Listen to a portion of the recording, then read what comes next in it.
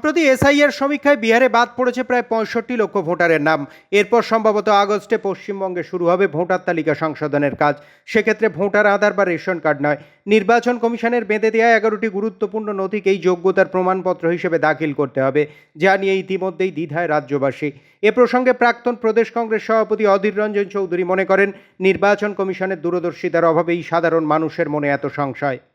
Commission সবকিছু ক্ষতি দেখতে পারে, কিন্তু ওরা যে 11টা ডকুমেন্ট চাইছে না নির্বাচন কমিশন, সে 11টা ডকুমেন্ট সকলের কাছে নেই। কারণ আমরা কি জানি, voter card, ID card, ration card, epic এগুলো থাকা মানে ভোট দেওয়ার অধিকার সুনিশ্চিত। আরো তার সঙ্গে এগুলোকে বাদ দিচ্ছে, এগুলোকে গ্রাহ্য না করে 11টা আইটেমের উপরে তোমাকে প্রমাণ দিতে হবে তুমি ভোটার কি ভোটার না। ফলে সব ডকুমেন্ট সকলের কাছে থাকে না। মনে করো গ্রাম বাংলায়, মনে করো আমার কথা বলি, আমার বার্থ সার্টিফিকেট তো নেই। আমরা যখন জন্মেছি তখন কোথাকার বার্থ সার্টিফিকেট আমার জানা নাই। এখন যদি বলে বার্থ সার্টিফিকেট ছাড়া ভোটার হওয়া যাবে না, তো কোথায় পাবো বার্থ সার্টিফিকেট? সেরকম গ্রাম বাংলা আজও ধাত্রী মাতা তারা বাচ্চা জন্মদান করে, তো বার্থ সার্টিফিকেট কোথায় পাবে তারা? বাংলায় বা ভারতবর্ষের প্রতিটা গ্রামের প্রতিটা যে শিশু সন্তানের জন্ম হয়, সেই ম্যাটারনিটি ফেসিলিটি আছে, যেখানটায় জন্মানোর পর এবং তারপর রেকর্ড দেওয়া হবে যে হ্যাঁ তুমি এখানে ভূমিষ্ঠ হয়েছো। তাদের কাছে এগুলো সমস্যা তো বটেই। রাতারাতি এই সমস্যা তৈরি করার আগে যদি ক্যাম্পেইন করত নির্বাচন কমিশন দেশ জুড়ে যে আমরা আগামী দিনে এই করতে যাচ্ছি, আপনারা প্রস্তুত হন, এই ডকুমেন্ট লাগবে, তাহলে মানুষ চেষ্টা করতে সেই ডকুমেন্টগুলোর মধ্যে যতটা পারে জোগাড় করতে। ব্যাপারটা যত সহজ সরল নয়, এটা যে মানুষের উপর একটা বোঝা সৃষ্টি করছে, মানুষের যে অসুবিধা সৃষ্টি করছে, সেটা বুঝেছে বলে তো সুপ্রিম কোর্ট বলেছে যে ভোটার কার্ড, রেশন কার্ড এগুলো দেখে যাতে ভোট দেওয়ার যে ব্যবস্থা ছিল, বা আধার কার্ড, এগুলোকে কি বিবেচনা করা যেতে পারে না, নির্বাচন কমিশনকে বলেছে। এবার গৌড়বঙ্গ বিশ্ববিদ্যালয়ের কন্ট্রোলারের বিরুদ্ধে এক ছাত্রের উপর মানসিক নির্যাতন, এমনকি ফাইনাল ইয়ারের রেজাল্ট আটকে দেওয়ার অভিযোগ উঠল। তার নামে থানায় অভিযোগও জানিয়েছেন ওই ছাত্র। এমএ ফাইনাল ইয়ারের ওই ছাত্রের নাম অম্লান ব্যানার্জি। তার বাবা ওই বিশ্ববিদ্যালয়েরই বাংলার অধ্যাপক অচিন্ত ব্যানার্জি। ছেলে যেহেতু বাংলা বিভাগেরই ছাত্র, তাই অচিন্তবাবু পরীক্ষা সংক্রান্ত সমস্ত বিষয়ে নিজেকে সরিয়ে নিয়েছিলেন, কিন্তু তারপরেও ছেলের রেজাল্ট আটকে দেওয়া হয়। আসলে অচিন্তবাবু বিশ্ববিদ্যালয়ের নানান বিষয়ে দুর্নীতির অভিযোগে সরব হয়েছিলেন। সে কারণেই ষড়যন্ত্র করে তাঁর ছেলের ভবিষ্যৎ নষ্ট করে দেয়া হচ্ছে বলে অভিযোগ। অন্যদিকে বিশ্ববিদ্যালয়ের কন্ট্রোলার বিশ্বরূপ সরকার পাল্টা অচিন্তবাবুর দিকেই অভিযোগের আঙুল তুলেছেন। অবশ্যই ঘটনা নিয়ে কটাক্ষ করতে ছাড়েনি বিজেপির জেলা সভাপতি। গৌড়বঙ্গ বিশ্ববিদ্যালয়ের কোনো যা পরীক্ষা সংক্রান্ত যা নিয়ম, আমি জ্ঞানত কোনো নিয়মের বাইরে যাইনি, এবং যেটা বলা হচ্ছে যে আমার ছেলের সঙ্গে আমি যুক্ত, আমার ছেলে যে সেমিস্টারে পড়ে সেই সেমিস্টারের কোনো এভালুয়েশন, কোনো অ্যাসাইনমেন্ট, কোনো এক্সামিনেশন ডিউটি, কোনো ইনভিজিলেশন ডিউটি, কোনো কিছুর সঙ্গেই আমি যুক্ত নই। এটা আমি অনেক আগেই জানিয়ে দিয়েছি। দেখুন, আমাদের কাছে সমস্ত ছাত্রই একই, আমাদের কাছে, আমাদের কন্ট্রাক্ট ডিপার্টমেন্টের কাছে তার পরিচয় কি সেটা বিচার্য না। এটা হচ্ছে প্রথম ইস্যু, আপনি যে প্রশ্নটা করলেন। আর দ্বিতীয় যে ইস্যু সেটা বলি যে আমাদের পরীক্ষা সংক্রান্ত রেজাল্ট বের করতে গেলে আমাদেরকে বেশ কিছু স্যান্টিটি বা কনফিডেন্সিয়ালিটি আমাদেরকে মেনটেন করতে হয়। তো এক্ষেত্রে একটা হাই চান্স একটা এসেছে যে এর ক্ষেত্রে হয়তো কোনোভাবে স্যান্টিটি সেটা মেনটেন করা হয়নি। তো এরকম একটা আশঙ্কার কারণে আমাদের যে বিশ্ববিদ্যালয়ের ফ্যাকাল্টি কাউন্সিল আছে, সেই ফ্যাকাল্টি কাউন্সিলের সিদ্ধান্ত ক্রমে এই ছেলেটির রেজাল্টটাকে উইথড্র করা হয়েছে ফর দ্য টাইম বিং। এটা নিয়ে মনে হয় আপনারা খুব দুশ্চিন্তায় আছেন কিংবা আশ্চর্যে আছেন। আমরা মালদা যারা বিরোধী দল করি তাদের কাছে এটা একটা সামান্য ঘটনা। কেন, গৌড়বঙ্গ ইউনিভার্সিটি সম্বন্ধে এরকম প্রচার আছে যে সেখানে পড়াশোনা ছাড়া বাদ বাকি সমস্ত কিছু হয়। পশ্চিমবঙ্গের শিক্ষা ব্যবস্থা একবারে তলানিতে, এবং তারপরে 2-4 দিন ধরে পেপারে যা লেখা বেরাচ্ছে গৌড়বঙ্গ ইউনিভার্সিটি, তাতে আমি যে একজন গৌড়বঙ্গের বাসিন্দা এইটা ভাবতে লজ্জা লাগছে। বিবি গাঙ্গুলি স্ট্রিটের একটি পুরনো বাড়ির বারান্দা ভেঙে বিপত্তি। স্থানীয় সূত্রে খবর, শুক্রবার সকাল 9:15 নাগাদ একটা বিকট শব্দ হয়। প্রত্যক্ষদর্শীরা দেখেন হঠাৎ একটি বাড়ির বারান্দা ভেঙে পড়েছে।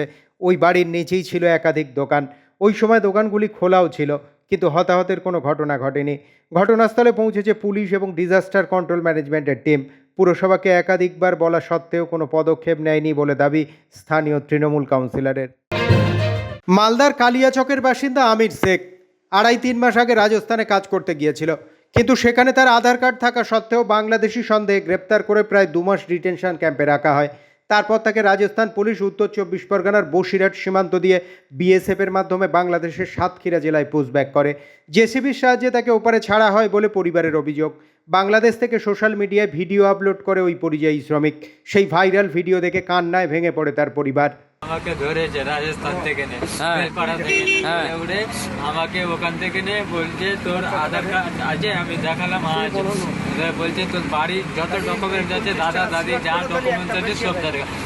আমি মাঙিয়েছি, মাঙিয়ে আমাকে বলছে তোর কোনো এবার তোর আইডি প্রুফ দেখা, আইডি আমার নাই, তার জন্য আমাকে এখানে বলছে না এটা বাংলাদেশি আছে। এবার বাংলাদেশি বলে এবার আমাকে ওখানে 2-3 দিন রাখলো থানাতে, রেখে এবার আমাকে জেলে পাঠিয়ে দিল। জেলে পাঠিয়ে পর এবার জেলে আমাকে 2 মাস রেখেছিল। 2 মাস রেখেছে জেলে? 2 মাস রেখেছে। 2 মাস রেখে পর আবার হাতের লোকআপ দিয়ে আমাকে এখানে নিয়ে এলো। এখানে নিয়ে এসে আমাকে বেসেবের হাতে দিয়েছে, বেসেবের হাতে দিয়ে বেসেব রাত্রে আমাকে এখানে পরশু রাত্রে আমাকে পার করে দিয়েছে। ইতিমধ্যেই আমিরকে দেশে ফেরানোর জন্য প্রশাসনের কাছে তার পরিবারের তরফ থেকে আবেদন করা হয়েছে। এমনকি মালদা জেলা তৃণমূলের পক্ষ থেকে একটি প্রতিনিধি দলও তার বাড়িতে যায়। দেখুন, বিজেপি শাসিত যে সমস্ত রাজ্যগুলো রয়েছে ওই সমস্ত রাজ্যে বাংলাভাষী বা বাঙালিদের উপরে এক ধরনের একটা অত্যাচার চলছে। আমাদের মানবিক মুখ্যমন্ত্রী মমতা ব্যানার্জি সেটা নিয়ে সরব হয়েছে। রাজ্যসভা এবং আপনার লোকসভার সদস্যরা রয়েছেন, ওনারাও প্রতিদিন এটা নিয়ে প্রতিবাদ করছেন, আজকেও করেছেন। এবং আমরা সবসময় পরিযায়ী শ্রমিকের পাশে আছি। এবং যে সমস্ত শ্রমিকদের উপর অত্যাচার হচ্ছে, বিজেপি সরকার যে সমস্ত রাজ্যে রয়েছে সেখানে আমরা তার ধিক্কার জানাচ্ছি। এবং আমরা আমাদের শ্রমিকদেরকে বাড়ি ফেরানোর জন্য যত রকম চেষ্টা আমরা করছি এবং আমরা ফিরিয়েও আনছি। আমাদের হেল্পার মানে নামে মাত্রে মানে ওকে বাংলাদেশি বলে ধরেছে। ধরার পরে সে তার কাছে আধার কার্ড ছিল, দেখিয়েছে, আধার কার্ডে দেখানোর পরও সে তারা মানেনি। জেরক্স সেন্টারের আড়ালে এবার অবৈধ আধার কার্ড তৈরির চক্র। গোপন সূত্রে খবর পেয়ে মিনাখা থানার পুলিশ বকছড়া বাজারের ওই দোকানে তল্লাশি চালায়। বাকি বিল্লাহ গাজী এবং আব্দুল মাতিন নামে দুজনকে গ্রেপ্তারের পাশাপাশি একটি ল্যাপটপ, ফিঙ্গারপ্রিন্ট মেশিন সহ বেশ কিছু জিনিসপত্র উদ্ধার করে। ব্যাংক অ্যাকাউন্ট জালিয়াতির অভিযোগে গ্রেপ্তার ঝাড়খণ্ডে 3 প্রতারক। ধৃতদের নাম সালাউদ্দিন আনসারি, কামাল উদ্দিন আনসারি এবং নিয়াজ আনসারি। গত বৃহস্পতিবার রাতে মুর্শিদাবাদের ডোমকল থেকে তাদের গ্রেপ্তার করে সাইবার ক্রাইম ব্রাঞ্চ। সাধারণ মানুষদের সাহায্য করার অছিলায় তাদের অ্যাকাউন্ট থেকে ওটিপির মাধ্যমে টাকা হাতানোর অভিযোগ এই 3 জনের বিরুদ্ধে। পুলিশের কাছে এরকম একাধিক অভিযোগ আসতেই তদন্ত শুরু করে মুর্শিদাবাদের সাইবার ক্রাইম থানা। তদন্তে নেমেই এই 3 জনকে গ্রেপ্তার করে পুলিশ। এবার পরিযায়ী শ্রমিককে নৃশংসভাবে কুপিয়ে খুন করার অভিযোগ উঠল। বাদুড়িয়ার নারায়ণপুরের বাসিন্দা আবু বাক্কার মণ্ডল কাজের সূত্রে স্ত্রী নিয়ে থাকতেন মহারাষ্ট্রের ওয়াসিগাঁও এলাকায়। গত রবিবার থেকে তার কোনো খোঁজ না পাওয়ায় স্থানীয় ভাসি থানায় অভিযোগ জানায় তার স্ত্রী। এরপর তদন্তে নেমে একটি ডোবা থেকে তার টুকরো টুকরো দেহ উদ্ধার করে পুলিশ। সেখানে ময়না তদন্তের পর কফিনবন্দি দেহ গত বৃহস্পতিবার রাতে তার বাদুড়িয়ার বাড়িতে আনা হয়। দেহ ফিরতেই কান্নায় ভেঙে পড়ে তার গোটা পরিবার। পরিবারের পক্ষ থেকে মুখ্যমন্ত্রীর কাছে কাতর আবেদন করা হয়েছে যাতে দোষীদের দৃষ্টান্তমূলক শাস্তি হয়। আমার ছেলে বোম্বাইতে গেছে, ওই ছাইটি কাজ করতে গেছে, তা ওই সব তারাই খুন করেছে। এবারে ওদের শাস্তি চাই, ওদের ফাঁসি চাই আমি। এ হচ্ছে পরিযায়ী শ্রমিক হয়ে মহারাষ্ট্রে কাজে গেছিল, সেখানে ওর যেভাবে হত্যা করা হয়েছে, কেটে পিস পিস করে গর্তয় পুঁতে রেখেছিল। ওর একদিন পুঁতে রেখেছে। ওর যে এই কাজ করেছে তার আমরা চরম শাস্তি চাই। এর সাথে যারা জড়িত আছে তাদেরও চরম শাস্তি চাই, আমরা তার ফাঁসি চাই। উত্তর 24 পরগনার গাইঘাটা জামদানি এলাকায় পথ দুর্ঘটনায় মৃত্যু হলো এক বাইক আরোহীর। বছর 20 এই যুবকের নাম মুকুল মণ্ডল। তার বাড়ি গোবরডাঙ্গার নিমতলা এলাকায়। স্থানীয় সূত্রে খবর, গত বৃহস্পতিবার সন্ধ্যায় বাইকে করে দুই বন্ধু জামদানির ক্যাফেটেরিয়াতে এসেছিলেন। সেখান থেকে ফেরার পথে গাড়ির নিয়ন্ত্রণ হারিয়ে রাস্তায় পড়ে যায় দুজনেই। তৎক্ষণাৎ তাদের চাঁদপাড়া গ্রামীণ হাসপাতালে নিয়ে যাওয়া হয়। সেখানে ডাক্তাররা মুকুলকে মৃত বলে ঘোষণা করে। অন্যদিকে তার বন্ধু সৌভিক মিস্ত্রির অবস্থা আশঙ্কাজনক হওয়ায় তাকে বনগাঁ মহকুমা হাসপাতালে স্থানান্তরিত করা হয়েছে। খবর পেয়ে ঘটনাস্থলে যায় গাইঘাটা থানার পুলিশ। ওকে ফোন করছিল, ওকে ফোন করে বলেছিল বিয়ার খাবো আয়। আমি ওকে মানা করেছি তুমি যাবে না, না আমি চলে আসব। জোর করে ফোনটা রেখে গেল, তুমি ফোনটা দেখো আমি চলে আসবো তাড়াতাড়ি 4টের মধ্যে। 4:30টার সময় ফোন করেছে তুমি তরকারি গরম করো আমি আরও খাবো, ভাত করো রাতে খাবো। 5:30টার সময় শুনি ও হসপিটালে। আর নেই। যখন আমরা বাড়ির দিকে ফিরছি তখন বন্ধু গাড়ি চালাচ্ছিল, আমি পেছনেই ছিলাম। এবার টোটোটা একটু গতিবেগে আসছিল, বন্ধুর গাড়ির স্পিড ছিল তখন 45 থেকে 50। তো ধাক্কা লাগার সাথে সাথে বন্ধু পেছন থেকে পড়ে, মানে সামনে থেকেই পড়ে যায়। এবার পেছনে আমি ছিলাম, তো আমি মানে অ্যাক্সিডেন্টটা সামলে নিই। এবার আমার পায়ে চোট লাগে, এবার ওই সোজা যখন আমি মানে সাথে সাথেই বেহুশ হয়ে যাই। যখন আমি পড়ে যাই তখন সেটা মামাবাড়িতে, মানে আমার ওখান থেকে মামাবাড়ি 1 মিনিটেরও পথ না, মানে গাড়ির যা গতি ছিল পুরো মামাবাড়ির উঠোনেই আমি পড়ে যাই সাথে সাথে। বন্ধ ঘর থেকে এক ব্যবসায়ীর পচা গলা ঝুলন্ত মৃতদেহ উদ্ধার। ঘটনাটি ঘটেছে উত্তর 24 পরগনার বনগাঁ থানার গোবরাপুর এলাকায়। স্থানীয় সূত্রে খবর, গত শনিবার স্ত্রী ও মেয়েকে এক আত্মীয়ের বাড়িতে রেখে আসেন ওই ব্যবসায়ী, কিন্তু তিনি কখন বাড়িতে ফিরেছেন কেউ টের পায়নি। গত বৃহস্পতিবার তার ভাইয়ের বাড়ির লোকজন ঘর থেকে দুর্গন্ধ বেরোতে দেখে থানায় খবর দেন। বনগাঁ থানার পুলিশ এসে দরজা ভেঙে মৃতদেহ উদ্ধার করে। মৃত ব্যবসায়ীর নাম আনন্দ বিশ্বাস। পুলিশের প্রাথমিক অনুমান, তার মেয়ের বিয়ের জন্য অনেক ধার দেনা করে ফেলেছিলেন আনন্দবাবু। সেই দুশ্চিন্তার ফলেই আত্মহত্যা করেছেন তিনি। একদম পাশেই আপনার ভাসুরের ঘর, সেই ঘর থেকে তার মৃতদেহ উদ্ধার হয়েছে গতকাল। আর কি বলবেন, কি জানতে পারলেন? এবার যেটা জানি, কালকে আমরা বাড়িতে ছিলাম না, আমার স্বামী তার দোকান, আমার ভাসুর আর স্বামীর দোকান পাশাপাশি গাড়াপোতা বাজারে, দুজনেরই পানের দোকান। উনি দোকানে ছিলেন, আমি একটা কাজ করি, সেখান থেকে বাড়ি আসলাম তখন 2-2:30 বাজে। বাড়ি এসে দেখছি প্রচন্ড গন্ধ, মানে পচা গন্ধে বাড়ি টিকা যাচ্ছে না, গন্ধ। আর মাছি, এই যে এখানে যে দরজা, এই দেখেন এখনো মাছি ঘুরছে, মাছি এখান দিয়ে ওই জানলা দিয়ে সব ভর্তি।